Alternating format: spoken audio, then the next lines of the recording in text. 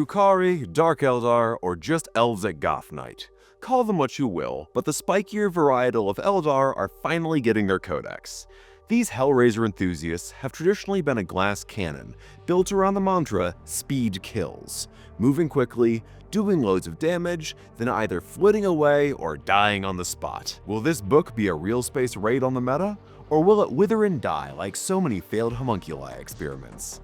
I'm malnourished human pincushion Campbell McLaughlin, and today we're reviewing Codex Drukhari. Before we take our one-way portal to the torture dimension, we'd like to thank Games Workshop for providing us with a review copy of the Codex. To stay up to date on all the latest goings-on in 40k, subscribe to us here on YouTube. For a written companion to this video, head to Goonhammer.com.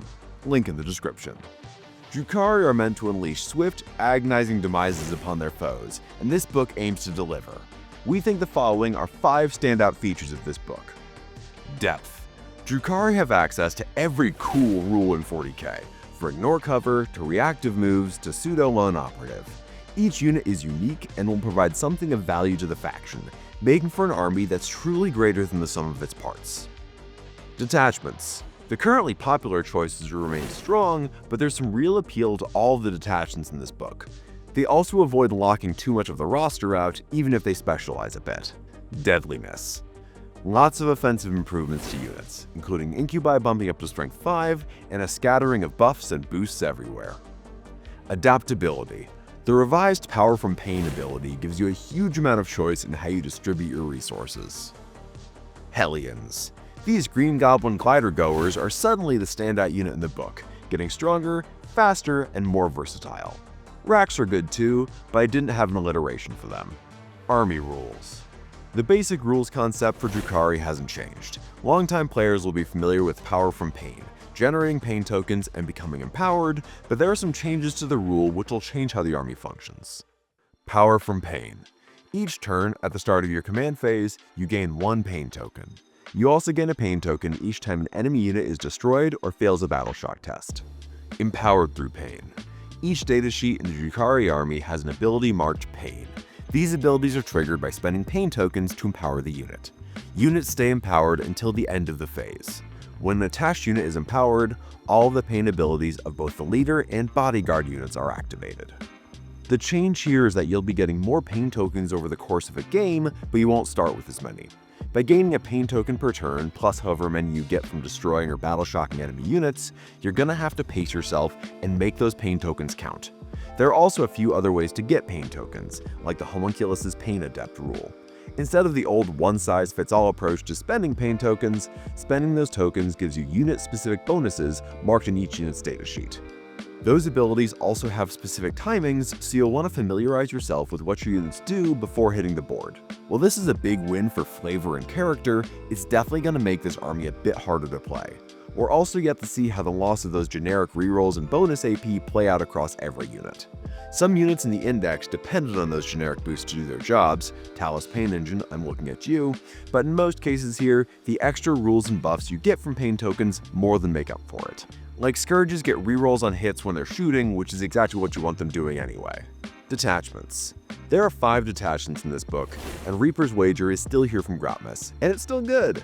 We'll have detachment focus videos for these in time, but for now you can read the article versions on Goonhammer.com.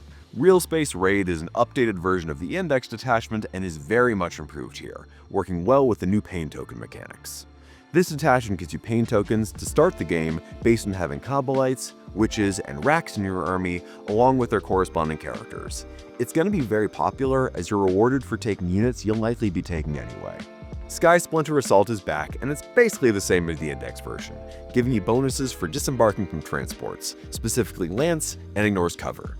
It works especially well with melee infantry like Witches. As for those Witches, Spectacle of Spite is a Witch-focused detachment, giving you the choice of one of 6 combat drugs to be active for your Witch Cult units at the start of each command phase. Or you can pick 2 at random with no benefit for rolling doubles. You can only pick each effect once, but you can randomly generate an effect a second time. These effects improve your army's characteristics in similar fashion to a Creations of Bio list. Covenite Coterie is the Homunculus Coven's detachment option, giving all of your Coven's units -1 to be wounded by attacks with a strength greater than their toughness characteristic. It also gives you a way to resurrect homunculus models when they're destroyed and bring back dead bodyguard models. Kabbalite Cartel is for Archons, Kabbalites, and Blades for higher units. At the start of the battle, you pick one of 3 contracts to complete based on a target to destroy. Your units gain a specific ability when targeting the contract unit, or sometimes units that share keywords with it, and when that unit is destroyed, you gain 3 pain tokens. These abilities help kill the target. Think precision, lethal hits, sustained hits, and so on. And you can get a new contract with the stratagem after you complete one. Reaper's Wager from Grotmus is still here, and it's still a contender for the best attachment. Army-wide rerolls are rather useful, even more so with general changes to pain tokens. This detachment lets you combine Drukhari and Harlequin's units, and still has some of the best stratagems available to the faction. Datasheets. Because of how Power from Pain now works, every datasheet changes from the index, as each one now has a pain ability on it. In some cases, these reproduce effects that you could achieve in the index, while for others they're entirely new. This means that Drukhari datasheets generally have more going on than the average datasheet in other books, but you'll also need to be careful to plan your pain expenditure to get the most out of them. Like most 10th edition books, we see a handful of units get tossed unceremoniously into Legends. This time we wave goodbye to Urian Rakarth, Beastmasters and all their critters, the Court of the Archon, and Grotesques. It's not surprising that all of these fine-cast weirdos would be sent back to Camorra, but it's still a bummer. It wouldn't shock me if these returned later as kill teams or fancy new plastics, as is so often the case, but I'll miss seeing these guys. After all, why should the Imperium get a monopoly on weird little freaks? If you're leaning hard on these for your own lists though, there will be options that will make up for them, but we'll get to those in a bit. Anyway, with the bad news out of the way, let's get to the new stuff. As the leader of the Cabal of the Poisoned Tongue and one of the most powerful Archons in Camorra, we expected Lady Malice to have abilities that would let you interfere with your opponent's game plan. She does not disappoint. She offers not only a 3-unit redeploy ability, but she also increases the cost of your opponent's stratagems by 1 command point when targeting units within 12 inches. She's no slouch in combat either, packing a Lady's Blade with 6 attacks at Strength 5, AP 3, and 3 damage, and she also has the ability to spend a pain token to give her unit your choice of sustained hits 1 or lethal hits for a phase. Who wore it better, Lady Malice or Shadowheart? Sound off in the comments! The Hand of the Archon kill team finally gets a datasheet, and it has as many guns as you'd expect it to. They have Scout 7 inches, which is a handy trick, especially if they start embarked in a raider. They also pick an objective at the start of the game, they get a 5 invulnerable save, and improve their OC to 3 as long as they're within range of it. Their pain rule is a bit lackluster though. It gives them lethal hits and precision, which we'd normally be pretty excited about, but it specifically doesn't apply to Dark Lances, Blasters, and Blast Pistols, which are the weapons you'd actually want those on. If you really want to get mileage out of that ability, there are other effects you can look into to improve their AP, between Scourges and some of the detachment rules, but auto-wounding splinter weapons are usually kind of a dud. Before we get into the weeds on the updated datasheets, there's been a few broad changes. Most units are now Leadership 7, and Archons and Kabbalites slowed down to 7 inches of movement. That change makes the army a little less dependable and a smidge slower on foot. Let's start on the Cabal side of things. Archons lose both of their previous abilities, exchanging them for a once per game ability to clear Battle Shock on a unit within 12 inches, and a once per round cost reduction for a stratagem targeting their unit. Their Pain ability allows their unit to reroll hit rolls, giving some much needed reliability to a unit of Kabbalites or Incubi. They do pick up some neat war gear options reflecting the new plastic kit too. You can take an Agonizer with anti-infantry 3 up, a Husk Blade that hits for 3 damage and has devastating wounds, or a No Frills power weapon that hits at the familiar AP2 2 damage profile. On top of this, they can swap their Splinter Pistol for your choice of a Blast Pistol or a Soul Trap, which adds 1 to the attacks and strength of their melee weapons until the first time they kill a model, at which point the bonus goes up to 2 each. The Soul Trap is a vastly superior choice to any of the pistols, and even before the upgrade, gets these to a seriously nasty place. Rank and file Kabbalite warriors are more or less unchanged, keeping the ability to make objectives sticky, though only while on foot, and picking up a pain ability that lets them reroll wound rolls of 1, or all wound rolls if their target is on an objective. Stick an Archon in here, and the shooting output is pretty similar to what it was in the Index. It's not amazing by any stretch of the imagination, but you're probably going to be taking a squad or 2 in most lists anyway, so it's good that they're about where they were. Archons can still join Incubi, who now hit at Strength 5 and now not only force Battle Shock tests at the start of the fight phase, but get +1 to hit against Battle Shocked enemies as well. Their Pain ability gives them devastating wounds against infantry. This combos nicely with the Incubi Shrine tokens, which are a more goth version of Eldari Aspect Shrine tokens, letting them change a single hit or wound roll to an unmodified 6. Unfortunately, you can't use the token on Drazar or an Archon, but each one's still good for a guaranteed 2 devastating wounds into an infantry unit. Speaking of Drazar, he is much spicier now than he was in the Index. He gets an extra attack on each of his offensive profiles and a bit of a reshuffle on abilities. His old +1 to wound ability for his unit now becomes his pain effect, but when he is leading a unit, he now grants them 6-inch pile-ins and consolidation moves. Having a cost on the +1 to wound is mildly annoying, but the new baseline datasheet ability is strong, and it also opens up the option of taking him solo, as the pain ability doesn't require him to be leading a unit to function. This is further augmented by a change to his other ability, Silent Executioner. Rather than getting precision attacks once per game, he now rerolls hits against targets below starting strength and rerolls wounds as well against targets below half strength. It's not hard to set up the hit rerolls, and he hits hard enough that you could seriously consider taking him as a solo cruise missile, even though he's still great leading a unit. Scourges are now split into 2 datasheets. The first is the same unit you've been taking in all of your games, and you'll probably continue to do so. They're still the same good unit with move, shoot, move, and your choice of 4 Dark Lances, Heat Lances, Haywires, or another heavier special weapon if you've recently suffered a head injury. This version keeps reroll all hit rolls as a pain ability, though only in the shooting phase. That's not really a problem though, because if they were in melee, then something had already gone horribly wrong for them. The new sheet is Scourges with Shard Carbines. They're still a unit of 5, and they can only take Shard Carbines, but their job is more of a support role. First, they give your entire army an extra point of AP against one target they hit for the rest of the shooting phase. Second, their pain ability lets them drop in anywhere more than 6 inches away from enemy units, making them a useful action scoring unit that can then flex into a force multiplier unit where you need it. Sticking with Blades for Hire, Mandrakes rock here. They still have Infiltrate and Stealth, but they add Deep Strike, which they can jump back into using their pain ability.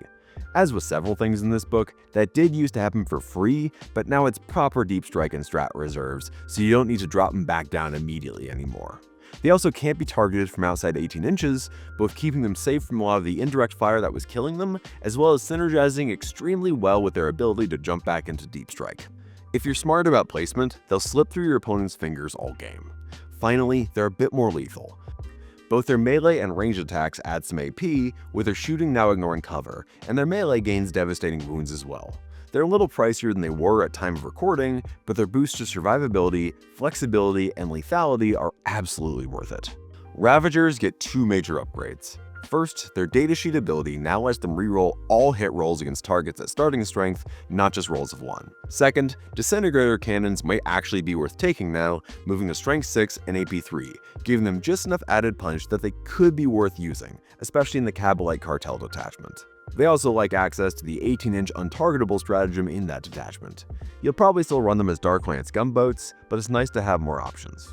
Leading the charge for witch cults is Lelith Hesperax, who is still an anti-infantry blender. She's lost out a little from the migration to pain effects, as her Brides of Death ability has been split in 2. Fights first for being a leader, with +1 to strength and AP as her pain effect.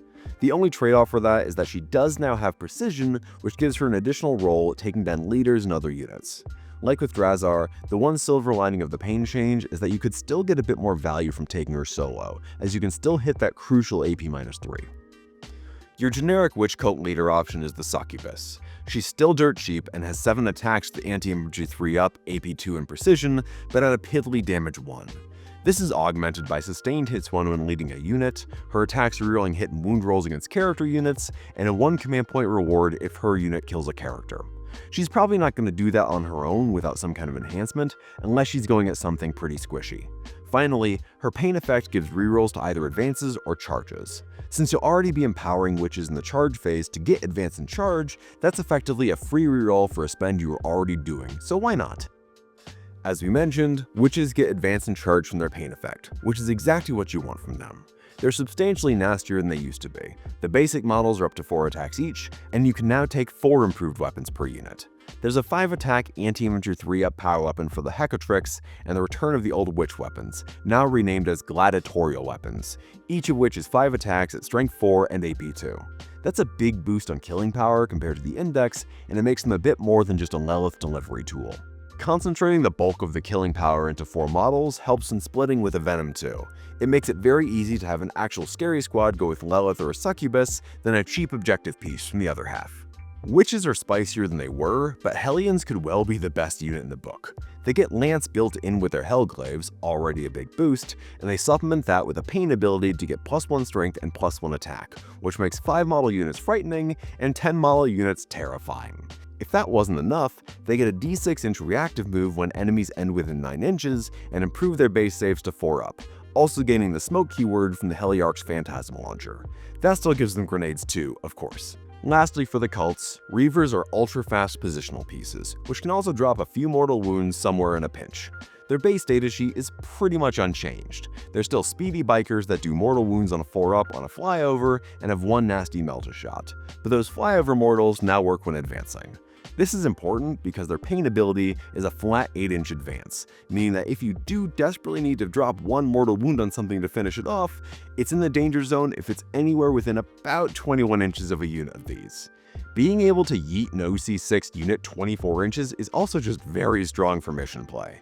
They're not as exciting as Hellions, but 1 squad of these as a utility piece seems pretty plausible. Now for all the fleshy, meaty parts of the book in Homunculus Covens. Rax got a durability buff going up to 2 wounds, with her save increasing to a 5-up, still keeping that 6-up invulnerable save. Their abilities are now more versatile than ever. The Torturer's Craft lets you pick a non-vehicle unit at the end of your shooting and fight phase which was hit by your Rax, and forces them to take a battle shock test. This is specific to the unit, so if you have multiple units of Rax shooting the same target, you can stack these tests. The Pain ability on Rax is Experimental Enhancements, which lets you pick either 3 attacks in your non-character melee weapons, or 4 attacks but gaining Hazardous. Those attacks saw a boost as well, with her Twin Torturer's tools, nice alliteration, hitting at Strength 4, AP 1, with Anti-Infantry 4-up and Twin Linked. If you were worried about losing the AP bonus from the old Pain tokens, well, you're not going to miss it. Like with Mandrakes, they saw a slight points bump, but they gained an awful lot in exchange. In a similar fashion, the Homunculus went up to a 5-up save, but kept his old 5 wounds profile with a 5-up Fiona Pain. He now has 3 abilities. Fear Incarnate is an aura that worsens the leadership characteristic of enemy units within 6 inches by 1, and forces enemy units below starting strength to test in the battle shock step of the opponent's command phase. It's a good combo with your Rax's ability to force extra tests. Pain Adept is the easiest pain token generation in the army. Just be on the table with 1 or more of these guys and roll d6 in your command phase. On a 4-up, you get a pain token. Their pain ability is Fleshcraft, which lets you spend 1 pain token each command phase to bring back D3+1 dead bodyguard models. That's a steal given how valuable Rax are. The Talos lost a point of leadership, going to a 7-up, but their shooting attacks now hit on 3s, and their chain flails are AP-1, while the rest of their melee weapon options are AP-2, with Talos gauntlets bumping up to strength 9. They now give you 1 additional pain token each time they destroy an enemy unit, and gain Twin Linked when they take 2 macro scalpels, making those the standout weapon option. Their pain ability lets them fight on death on a 2-up, because sure, why not? It hurts that you can't just switch on rerolls to hit with them anymore, but they're pretty lethal pain token generators. The other side of that coin is the Chronos, which keeps its ability to refund pain tokens. You get tokens back for spending them on units within 9 inches on a 5-up, or a 4-up if you have at least 1 Chronos which did not take a Spirit Vortex. The wording there is weird. The pain ability here can be used in the shooting or fight phase to have your Chronos heal 3 wounds if they killed an enemy model, or revive a dead Chronos if the ones left are all at full health. Similar to other units, they've also gained 1 AP on their melee attacks, and Spirit Leech Tentacles became a real threat, gaining 2 attacks, hitting on 3s, and gaining Anti-Infantry 2-up. With the more specific parts of the book out of the way, let's move on to the motor pool. We have the winner of this book's award for most complicated datasheet, and it's the Raider. For some reason, the main Drukhari transport is now the most rules-dense unit in the book, in addition to a pain ability that lets it reroll hit rolls for weapons with the anti-ability. It gets a pick-an ability similar to what you'd expect from, Primarchs. The abilities are themed to let it help specific units it's carting around. Regardless of its payload, it can gain the ability to reroll advance and charge rolls as long as it's carrying something. Shove some Kabalites in there, and you can choose to give it sticky objectives. Racks add an additional attack to its melee profile for each one it's carrying, which has some utility but is mostly just funny, but most interesting is the bonus it gives to witches. If you choose that ability for the round, a unit of witches can disembark wholly within 6 inches instead of just 3, getting them that much closer to where you want them to be. Venom's bumped to Leadership 7, and a unit can still hop in if they're wholly within 6 inches at the end of the fight phase, and could normally embark. Its pain ability lets units jump out after it advances, but those units can't charge. Like other vehicle units in the book, the Razorwing Jet Fighter went to Leadership 7.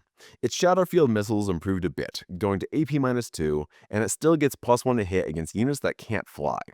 Its new pain ability, Nowhere to Run, lets you pick a non-monster, non-vehicle unit in the shooting phase to become pinned, taking -2 to its move characteristic and -2 to charge rolls. Finally, the Void Raven Bomber goes to Leadership 7, and it still has its Void Mine ability. This does d6 mortal wounds to each enemy unit they move over in the movement phase on a 4-up once per battle. The Void Raven's pain ability lets it strip cover from a unit it hits in the shooting phase, giving it an extra boost when it comes to helping take out a key threat. If you're wondering how this army will play, well, the answer probably won't surprise you. They're gonna play pretty much the same as they ever did, lurking in the shadows, then going for the kill once your opponent is exposed. While you won't be starting with as many pain tokens, you're already playing the waiting game in those first few turns, biding your time until your opponent slips up or overcommits to your bait units. Racks and Mandrakes will serve that purpose well, with Racks being just durable enough to require some resources to take out, and Mandrakes requiring their attackers to get close to shoot. You can also cover the board with Venoms and split units, which will let you run away with objectives if your opponent doesn't come out and play. Once your opponent actually commits to the board, Drukhari have more ways to punish them than ever. Witches, Hellions, Incubi, and your combat characters are brutal, and the various detachments provide some great buffs to them. Hellions are kind of a one-size-fits-all means to dealing with most threats in the game, and they stand on their own without needing much support. Heavy weapon Scourges are going to be excellent for dropping in and blasting stuff from the safety of Deep Strike, while the Shard Carbine version provides some handy utility when they're not just buffing your army's shooting output. While you're at it, a unit of Reavers for more objective play and those annoying mortal wounds is going to be a good pick in a lot of lists. And your motor pool should provide ample mobility and firepower to make this army just as terrifying as it should be. While the Codex has lost a couple options here and there, any holes left in the army by the departure of a couple of fine-cast freakazoids have been filled pretty comprehensively. This is also probably the biggest swell of rules any army has seen this edition, with every single unit getting its own pain ability. Personally, this is the kind of thing that I think might be cooler on paper for a lot of players, as while that adds a load of character and utility to literally the entire army, that's a mental load that just wasn't there before. Drukhari have been a finesse army since they were still called the Dark Eldar, and this only steepens that learning curve, widening the gap between practice players and everyone else. If you're able to take advantage of those rules and make the most of them though, Drukhari should be an even more slippery and dangerous version of the elf archetype, and one that will personally take my lunch money for the rest of the edition. If you'd like to read more about the Drukhari and check out their detachments, head over to Goonhammer.com. You can subscribe to us here on YouTube to keep up on all of our video coverage, and you can spend a few pain tokens a month on Patreon to get bonus podcasts, Discord access, and faction-specific trackers and tabletop battles, so you can keep track of your pain tokens right there in the app. I've been Kabalite McLamian, reminding you all that witches get stitches. Thanks for watching.